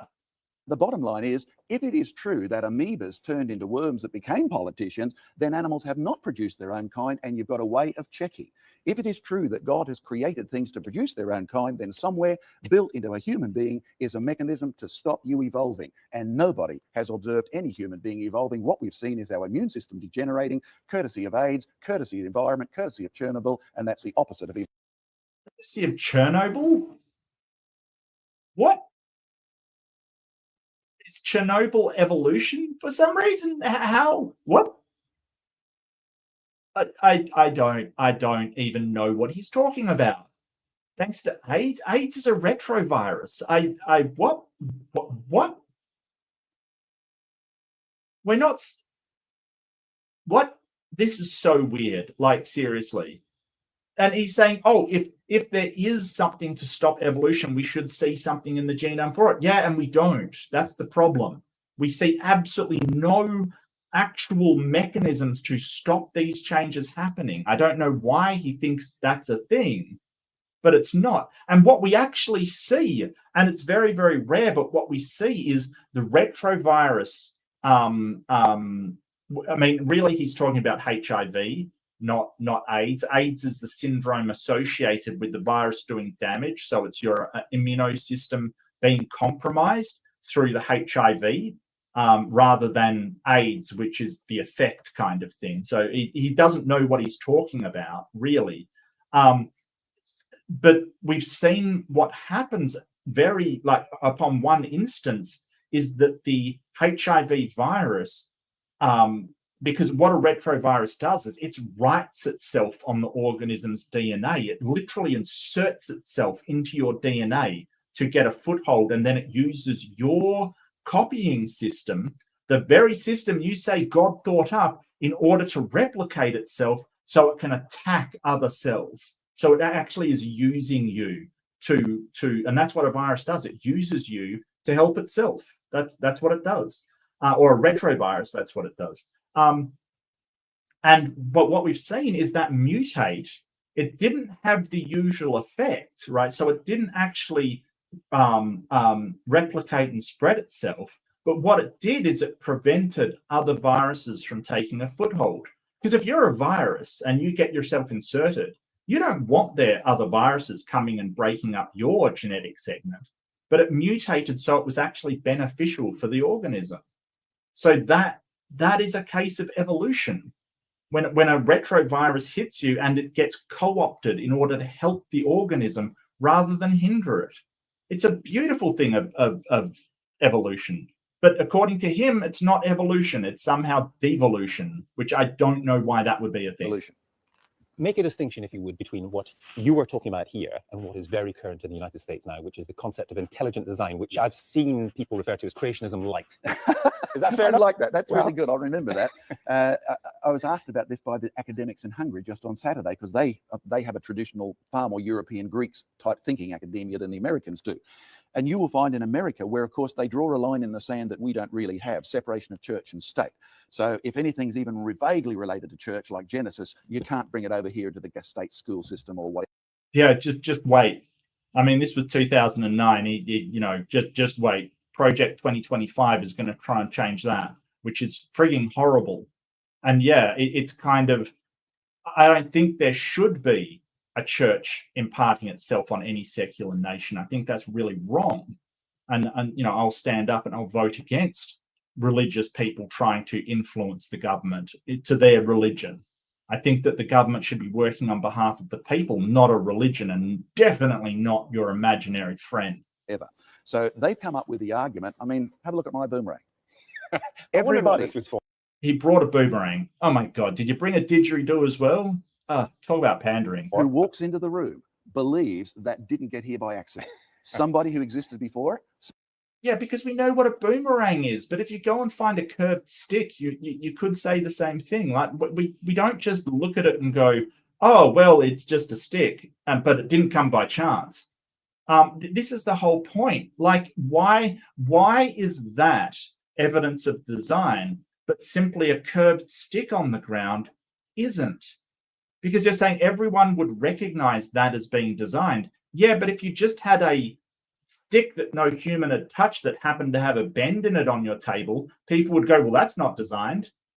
But according to you, it has been. So that's the thing. According to him, it has been designed, but they don't recognize that design. Why not? Because we recognize the boomerang as human-made. That's all. Somebody who's not a part of it, somebody who is smarter than it, actually use their intelligence to make wood do what it won't normally do. You see, it's not the wood that makes this come back. It's the shape and the design. So this is evidence of intelligent design on a small scale. So everyone can recognize the evidence of intelligent design. And this group of scientists are saying random. Well, they can't, because we don't recognize it in nature. You're just claiming that's the case without actually providing any reason to think so. And here's a question for you. What's the comparison to? If everything is, name one thing that isn't intelligently designed that we can look at and say, hey, that's not intelligently designed. Oh, wait, because you're basically saying everything's intelligently designed. Chance, natural processes, time, just doesn't work. Because when we look at life, say DNA, that's a good made point. of carbon, nitrogen, hydrogen, phosphorus, etc., which don't do codes. You can leave them around for a million zillion years and be like, they don't do codes, but DNA is coded. Okay, so that's an error of, it's called a composition division fallacy. So basically, the problem comes when you look at something, you look at a object, for instance, and you say, hey, the components of that object have no ability to do X, right? So it would be applied to say, I look at my computer and I say, well, copper and plastic and, just sort of silicon and all of they can't calculate things. So my computer couldn't either. That's the problem. You're looking at things and saying, well, the components of it can't do this thing. We're not looking at the components. We're looking at the thing in total. Right. And so now he's sort of running to abiogenesis and saying, hey, you can leave them around for ages and they won't do that. Have you tried leaving them around for millions of years under the conditions there was back at the time when there was no life? And have you gotten rid of all of life to enable that to form? No, we haven't. So we can't say that. You can't say, hey, that will never happen, even if you leave them for millions of years, because you haven't done that. Nobody has. But you can't look at the components and say, hey, it's just these components. No, we're looking at the thing in total. So it's got information in it which reflects intelligence greater than you can get from the parts. So these group are saying, we want to say we need to admit intelligence has been used in the operation of the universe. Unlike me, they don't want to go further and identify which intelligence we're talking about. So it's a bit of a con then. I wouldn't say it's a con. I would say it's a very American phenomena because you think it's a con. You're just not prepared. No, I don't think it's a con. I think they're trying to play the ball game in the park that's been defined for them. Whereas my suggestion is, look, the park is not science versus philosophy. It's not science versus religion. It's truth versus error. Shift the game over here. Do you want shift the game over here? Well, I will do so, sir, as long as you come up with an experiment that can falsify humans being created out of dust. And your turn, sir. The ball is in your court. Come up with that experiment that will falsify humans being created from dust. And go. What you were talking about to be taught in schools, not as part of religious education or philosophy, and I think there'd be no argument that it would be, but as part of science. Look, the atheists have no problem with that being taught as religious, philosophy or religious theology. We have no problem with that. You can learn about that all you want in your school. I don't think we're opposed to that. I have slight problems with teaching people that the Earth is 6,000 years old. I have a lot of problems teaching kids that, but definitely the science classroom, absolutely not.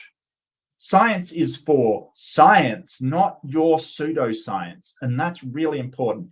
If at all else, we've got to stand on that. We cannot let pseudoscience into science classrooms, because during Kitzmiller versus Dover, which somebody in the chat brought up, I can't remember, I do apologize, I can't remember who it was, but Kitzmiller versus Dover, Michael Behe, who was the star witness for the creationist side, had to admit that if you let religion in under its criteria, then the criteria would also include things like astrology, right? Or tea leaf reading, or any of this other pseudoscience, because it has no more scientific status than creationism does. They are flat earth and young earth creationism are kind of on an equal playing field as far as science is concerned. So if you let one in, you will have to let all of them. And that's a problem, because I don't want to go to science class and learn about leprechauns. Do you want it taught in the science curriculum? Well, I've been coming to Britain for 20 years, and I've been teaching this in your science classes, your philosophy classes, and your religion classes, right?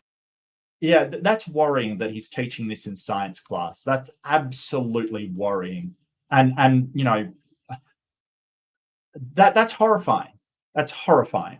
And yes, you can do it in all three. I did a debate against 4 professors in Canada, all at once, all science professors largely, except for the ecumenical clergyman. And the result of that was the local school board said, come and show us how to do this. So if anybody goes to creationresearch.net, clicks on the study guide, they can download the course we use in science classes here or in America. Scientists think you are talking rubbish. Yeah. That's why I asked Steve Jones, if creation is true, what would the evidence be? Stunned silence. He does not want to even think of the question. Let me put to you a couple of things that... non-religion, I believe it is about 41 from memory. I'd have to check that though. I believe it's like Christianity's 42 or 43, and no religion is just following it, I think.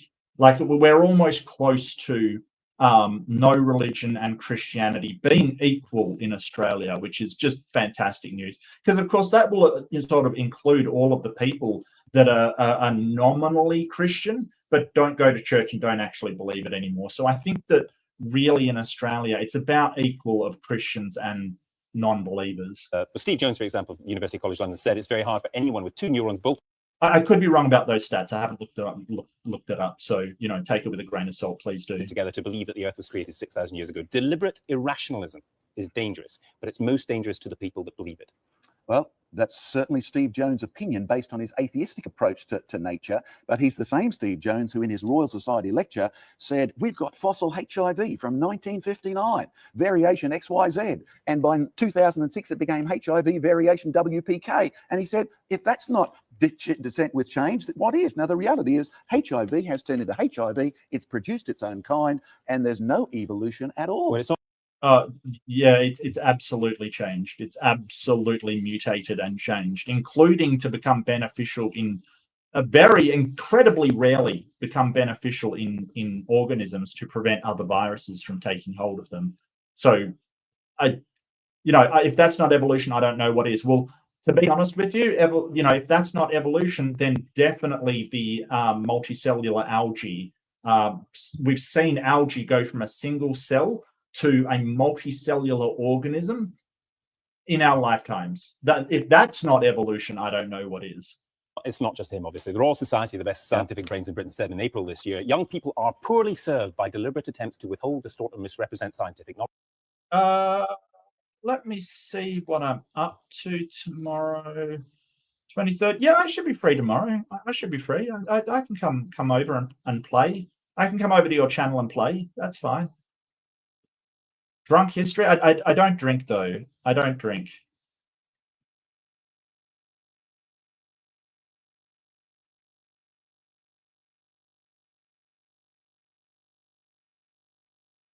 Yeah, so what he's talking about is sort of what he's talking about is samples taken from ages ago,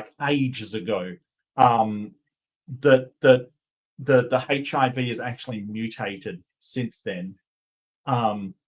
So when they say fossil, they mean it's just really old. Hang on a second, I can probably track it down. So they don't mean literally a fossil. Yeah, so they've got a sample that was collected in 1960 in the Democratic Republic of Congo. The oldest is from 1959. So we're talking about sort of, 50-something, 60-year-old samples kind of thing. They don't mean fossil as in like it's literally fossilized. It's just very, very old. That's all. Knowledge and understanding. And they say that what we know about Earth is not, what you're talking about is not consistent with the wealth of evidence for evolution. The American Association for the Advancement of Science takes a similar point of view. I mean, the scientific establishment says you're completely wrong. Do you know why they're getting worried? Because more and more of your professors who 20 years ago were young men and young women who have begun to think, hang on, I can answer that question now about creation. And I know you can't take 1,000,000 years to make a boomerang because it'll rot, are now professors in universities here. And despite all of the antagonism of the Royal Society, there's no doubt about it, creationism is having a bigger and bigger influence and will continue to do so. No, it's not. There's no more and more scientists are coming over. No, absolutely not. There's less and less people subscribing to religion. This sort of idea that more and more scientists are coming over, the only scientists these people seem to have are A, in America, B, incredibly decrepit and old, and C, have not been taken seriously in their field for years and years and years. It's just ridiculous, this faith position that more and more scientists are coming to our side. I don't know where this guy gets his information. That is not happening. It's not. Do you, just to return to one theme that we began with at the start, do you accept that you may, at some point in your life, admit that you were wrong?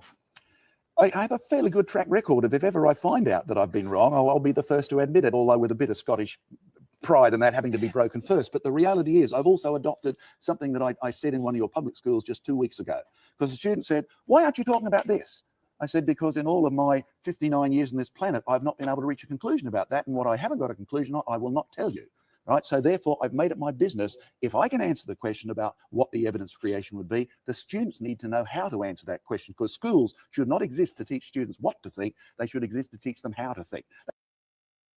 That is horrifying coming from somebody who's using a number of logical fallacies to back up his beliefs. So the argument from consequence, the whole idea that if I don't like the consequence of something being true, then it can't be true. Retired, absolutely retired sort of scientists that, you know, maybe they need an up to their retirement plan or something. Totally agree, human girl. But you know, the fallacies that he's been using, he's sort of, you know, I don't know why you would sort of the creationists saying, oh, I want to teach them how to think. You want to teach them not to think.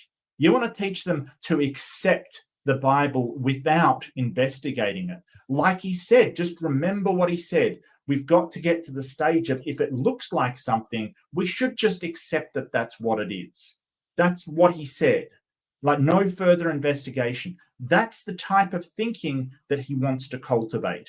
No investigation, just if it looks like something and it agrees with my preconceived notions, then just believe it and don't think about it, don't investigate it, don't question it, just believe. Even if the evidence is against you, just believe. Horrifying, absolutely horrifying what these people want to do. And that kind of thinking has prevailed in some parts of the American education system. The just don't investigate, just take what you're given and believe it is just some parts of it. Yeah, that's what they've done.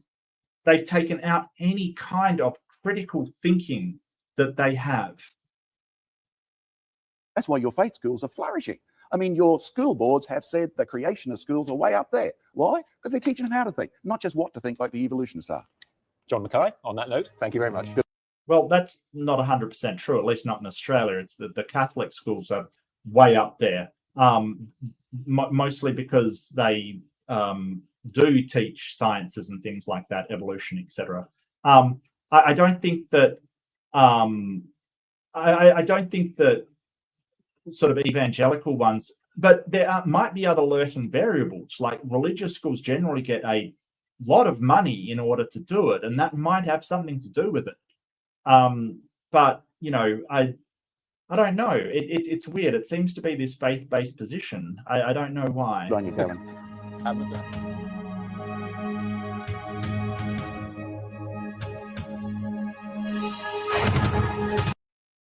The same applies to faith-based identity politics. What are you talking about? Identity politics is a bit different. That's judging people by what political stance that you think they have. That's not Like, we're not talking about a science there.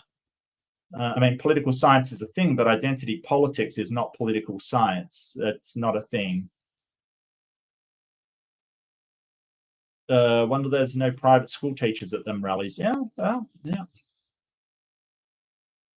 Yeah, no, I agree. But that's John McKay. I mean, that was basically, I've never seen that before.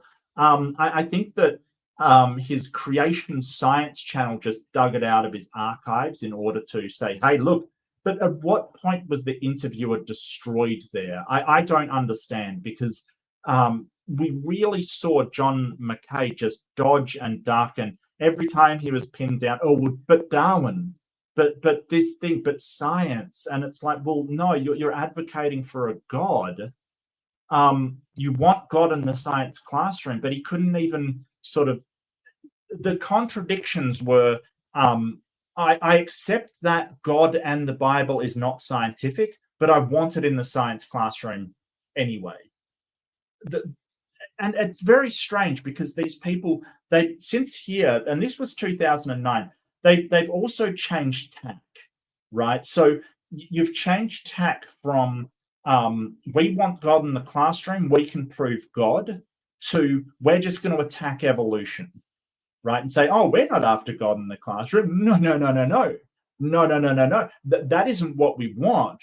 We're just questioning evolution. It's this change of tact that we see, that they've gone from God is real, we want him in there, to, well, we want to take evolution out. But make no mistake, it is their intention to get creationism in there. They realize that it's fundamentally conflicts with evolution, and they want to remove that first. But they will, like Kent Hovind, that will absolutely run away from the God question. Because when you start asking, well, how do we tell if this person's been raised from the dead? How do we tell if people came from dust? They have literally nothing. They don't have any papers, they don't have any tests, experiments, they don't have any way to demonstrate it, they don't have literally anything. They have a book says a thing. That's all they've got. So they've changed tact to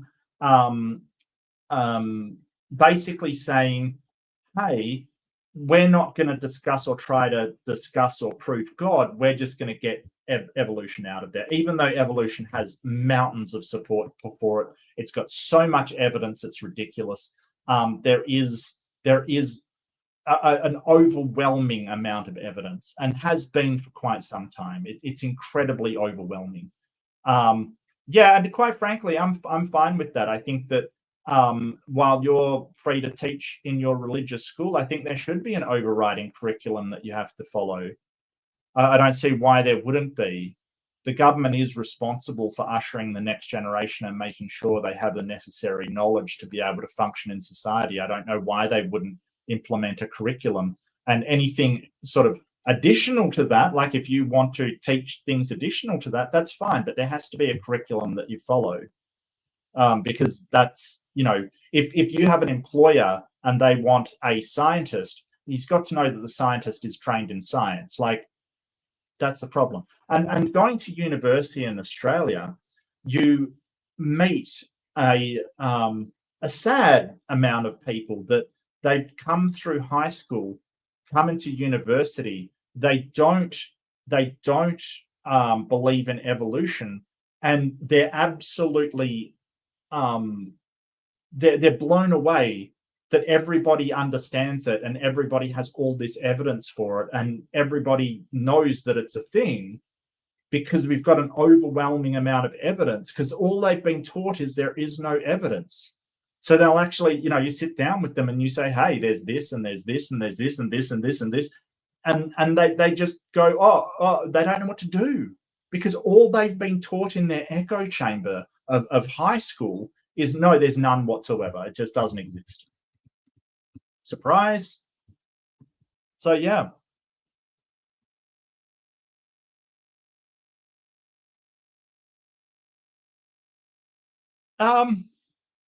Yeah, I don't know about that. I'm not sure about that. I think there is a truth to that. It's very difficult to do, but I think you can still engage in some sort of conversation. But yeah, so that's John McKay, horrifying guy. Yeah, not my favorite, but it was an interesting clip, and we sort of see the seeds of the Creation Science YouTube channel. Change where we're playing, change what science is. If your creationism isn't included in science, just change science to include the supernatural. Because why not? Well, astrology, Loch Ness Monster, gnomes, the Tooth Fairy, that's why not. Astrology, Reiki, all of these ridiculous stuff. I'm sorry, we can't allow that in the science classroom. It's for science. Methodological naturalism. That's what it is. That's what it's for. What you're talking about is pseudoscience. That's not for the science classroom. No, bad creationist. But anyway, thank you so much. What have I got coming up? Well, I'll probably be over if Doc. I'll talk to Dr. Dino, and I will link the Dino himself and see if I'm over there. Definitely, I'll do a community post and sort of advise. But I'll talk and find out what time and when, because I don't know the details at the moment. But that's okay. We shall figure it out. It shall be figured out. Send me any Discord messages. Yeah, no specifics. That's all right. We'll sort out some specifics and sort of get it organized. That's not a problem. So I'll probably be over there tomorrow. And on my Sunday or Saturday night Eastern time for you US denizens, I will be over at Embers for the second part of a flat Earth debate between Red's Rhetoric and who I really like Red's Rhetoric. I think he's absolutely amazing. And what was the guy? Band Notice, I think his name was. He was a very weird one. Like, seriously, he's actually quite funny because of, flat earthers. So if you do want a bit of a laugh, please get over there and see the second part of that debate analysis. So that human girl, that is so lovely for you to say. Ems is, it's been a rough few weeks, quite frankly. I get what you're saying, human girl, but it's been a rough few weeks. Hi, Better Truth, good to see you. So ups and downs, because of certain obvious things that have happened recently that threaten the trans community in a big way. So, it's been up and down. It's been up and down, but, thank you. I love Ember. She is a really wonderful person. So, I'll be over there. Absolutely. I wouldn't miss it for the world. And I should have some videos coming out, so stay tuned. Don't touch that dial or touch it. I'm not the boss of you. You can touch it. Touch it nice though. Don't touch it horribly. No bad touch. I don't know what I'm saying anymore. Anyway, thank you so much for joining me. Don't forget to like, subscribe, hit the bell so you know when I'm coming on. I think there's a problem with time zones kind of thing. I don't have daylight savings time. I think eastern states of America does. I refuse to pander to you people anymore. I've grown too big for that. No, I'm joking. I just really forgot about it. So, if you do want me to start an hour later to mesh up with Eastern States time, leave a comment. If you're happy at the same time, leave a comment as well. Just let me know what you would like, because I can start an hour later. That's definitely not a problem. If you do have a preference, if you don't, leave a comment anyway. Tell me how great my head looks. But thank you so much, everybody, and be kind to yourself, be kind to each other, and I'll see you in the next one. Bye-bye.